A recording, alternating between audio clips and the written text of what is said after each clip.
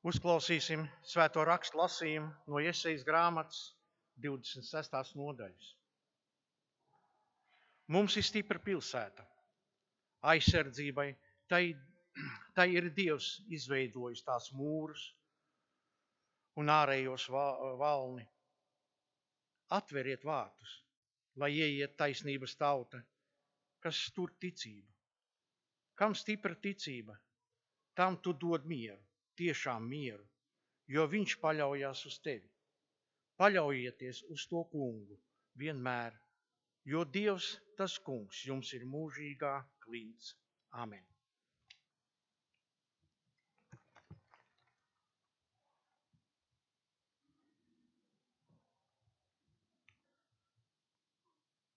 Lasījums no Pāvila vēstules Efeziešiem. Beidzot, topiet stipri savā kungā un viņa varenajā spēkā, bruņojoties ar visiem Dieva ieročiem, lai jūs varētu pretī stāties vēlna viltībām, jo ne pret miesu un asinīm mums jācīnās, bet pret valdībām un varām šīs tumsības pasaules valdniekiem un pret ļaunajiem gariem pasaules telpā.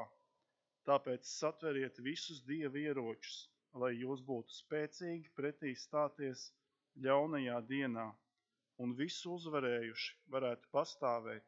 Tātad stāviet, savus gurnus apjozuši ar patiesību, tērpušies taisnības bruņās, kājas apāvuši ar apņemšanos kalpot miera evaņģēlijam.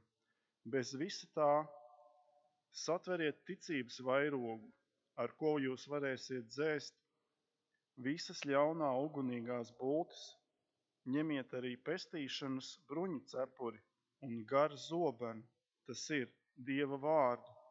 Ar visām lūgšanām un lūgumiem lūdziet Dievu garā ik brīdi. Tai pašā nolūkā esiet nomodā un pastāviet savās aizlūgšanās par visiem svētajiem, arī par mani, lai mana mute droši atvērtos runai, un es bez bailēm varētu sludināt evaņģēliju noslēpumu. Viņa važās kaltais vēstnieks es esmu, un to gribu sludināt bez bailēm, kā man tas pienākās. Āmen.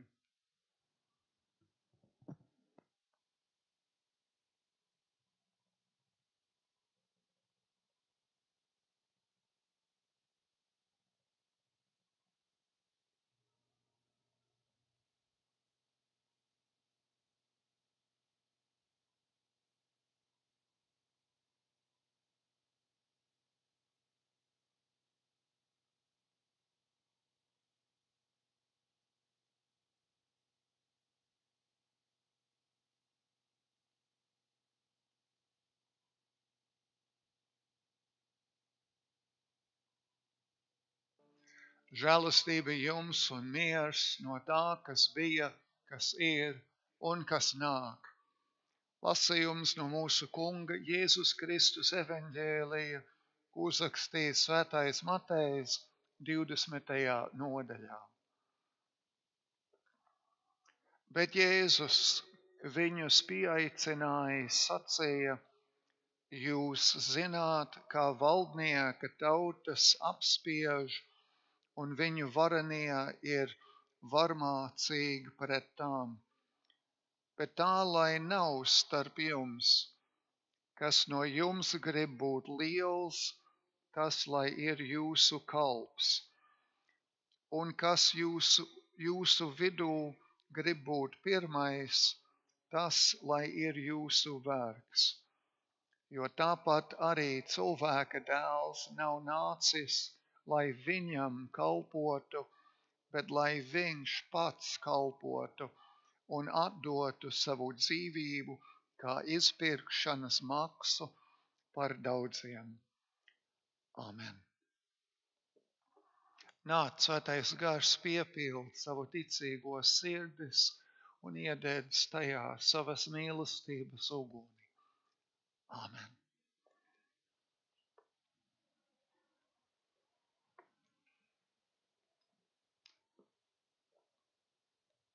Mūsu Latvija mums ir mīļa. Latviešiem varbūt patīk ceļot uz eksotiskām zemēm, brīvdienās vai atvaļinājumā, bet cik nav dzirdēts, ka tomēr sirdī Latvija ir visskaistākā. Nav jābūt gudriniekiem, lai saprastu, kāpēc. Tā mums ir vienīgā. Citas zemes varbūt ir lielākas, varenākas, bet Latvija ir vienīgā vieta, kur kā dzirdām, kad es šeit pie Gaujas malas dzirdu Latviju valodu. Es atceros, kad es atgriežos Tēvzemē, cik es biju izbrīnīts redzēt brīvības pieminekli, Rīgas pili un Domu baznīcu. Vietas, ko līdz tam biju redzējis tikai fotogrāfijās. Latvija mums ir dārga, jo tā ir mūsu. Šeit ir mūsu mājas, šeit mums ir dziļas saknes, un šeit ir lietas latviešu asinis, lai iegūtu brīvību.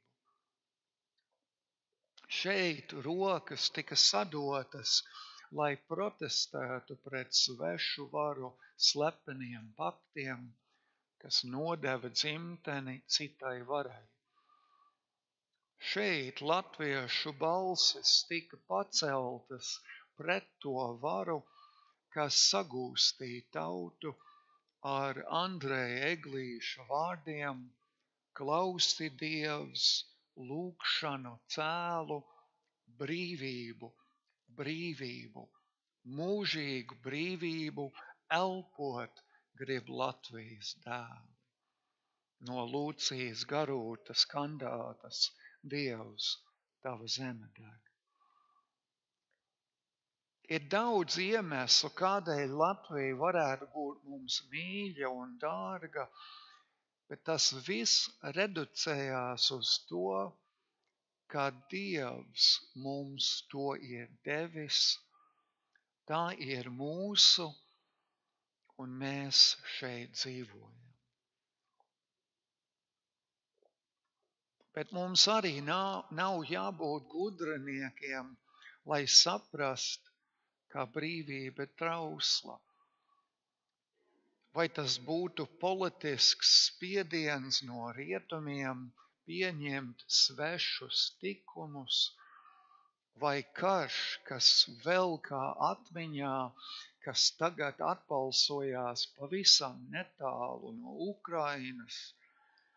Mēs zinām, kaut zemapziņā, ka lietas un apstākļi var mainīt pavisam ātri. Ir mierinoši zinot, ka ir NATO karaspēki mūsu zemē, ko katru gadu redzam tik braši soļojam krastmalā 18. novembrī, bet vārdi no rakstiem brīdina. Dažiem viņu spēks ir kara rati, citiem zirgi, bet mēs esam stipri ar tā kunga, mūsu Dieva vārdu. Viņi sabrūk un krīt, bet mēs turamies un stāvam stipri. Ak, kungs, palīdz ķēniņam un uzklausi mūs ar vienu, kad tevi lūdzam.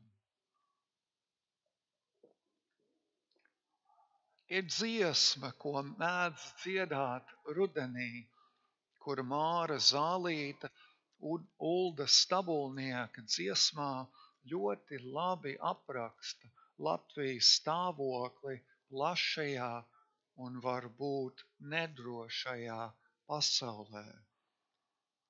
Mazliet par lielu, lai sasildot, savu lakatu dotu, par lielu, lai paņemt klēpī, lai apmīļotu.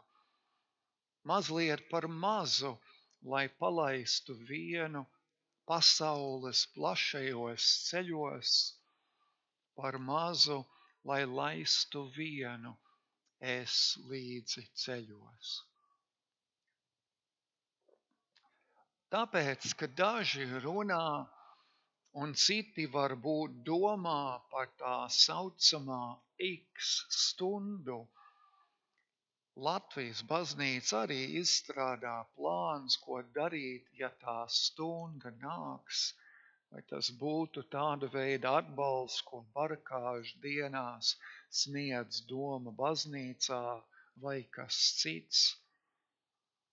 Es vēlos stāstīt, ko mūsu ticības tēvs Mārtiņš Luters darīja, kad viņa dzīvība bija pavisam reāli apdraudēta. Citējot doktoru Markusu Servensu, es ieskicēšu Luteru nopietno stāvokli tajā laikā.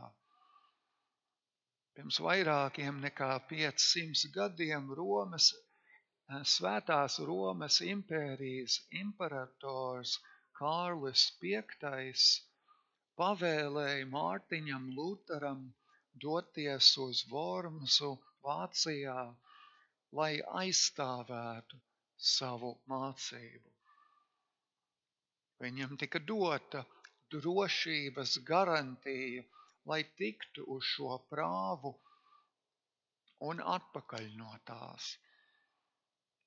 Tomēr draugi viņam atgādināja, ka Džonam Husam pirms 100 gadiem bija dots līdzīgs solījums, bet viņš tika nodots un zaudēja dzīvību. Luters arī izjuta bailes par iespēju nomirt uz sārta. Bet viņš arī uzskatīja, ka tā būtu privilēģija mirt viņa kunga Jēzus Kristus dēļ. Kad viņš nonāca pie Wormsa, tika pieprasīts, lai Luters noraida visas savas Bībelē balstītās grāmatas un traktātus. Pēc ilgām pārdomām viņš teica šādu drosmīgu runu. Tā kā jūs augstība un kungi vēlas vienkāršu atbildu, es atbildēšu bez ragiem un zobiem. Ja vien mani nepārliecina raksti un vienkāršu loģika, es nepieņemu pāvestu vai koncilu autoritāti, jo tie pretrunīgi. Mana sirdsapziņa ir saistīta pie Dieva vārda.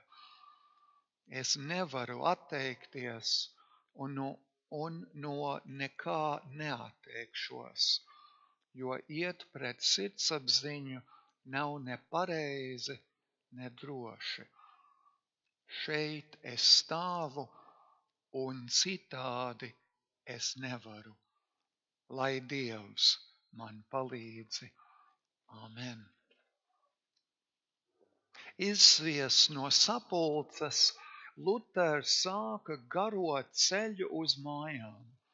Taču Luteram nezinot, imperators viņu pasludināja par noziedznieku un ķeceri. Viņš pavēlēja Luteru sagūstīt un apcietināt. Faktiski tas bija nāves sods. Tomēr Lutera draugiem bija cits plāns. Jau sagaidīdami, ka tā tas notiks, viņi plānoja aizvest viņu uz drošu vietu un tādējādi saglabāt viņu dzīvību. Pārģērbušies par bruņiniekiem, viņi nolaupīja Luteru un aizved viņu uz pamestu pili Vārtbergā. Nezinot, vai imperatoru un pāvesta algoties slepkavas viņu atradīs, Luters pavadīja veselu gadu pils turnī, baiļoties par savu dzīvību. Šajā laikā viņš arī nenīkaļoja, bet braši strādāja, tulkojot jauno derību vācu valodā. Kādu dienu viņš no torņa vēroja laukus, kur zemnieki bija sataisīja pamatīgi ugunskuru. Dūmi pildīja visu apkārtni. Luters domāja par savu dzīvi, kas līdzīgi dūmiem bija miglā tīta, vai imperators viņu atradīs vai nē. Tad pēkšņi vējš sāka pūst un aizpūta visus dūmus, atklājot burvīgu skatu no torņa, un viņš saprata, ka Dievs var izklīdināt visus draudus līdzīgi kā šie dūmi. Luters uzreiz domāja par 46.